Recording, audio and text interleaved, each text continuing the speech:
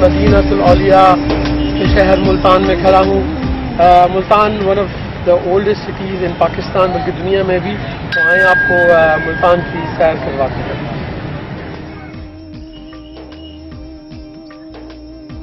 ये है मुल्तान का दरवाज़ा, जिसके ऊपर पर्शियन में कुछ लिखा हुआ है।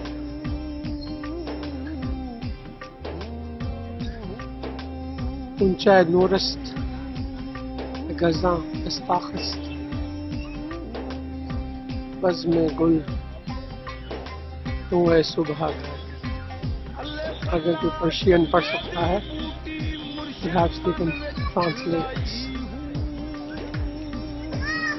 So this is gate of Multan.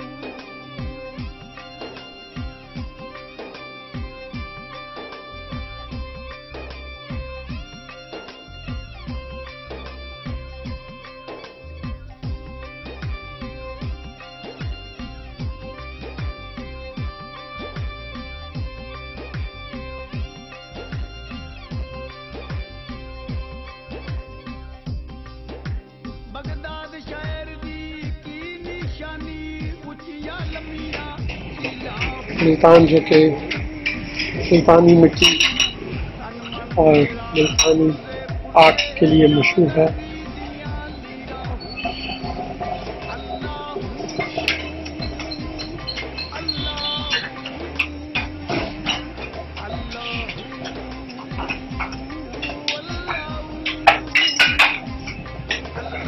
ये जो है कैमल स्किन के बने हुए लैंप्स के मुल्तान में काफ़ी मशहूर है।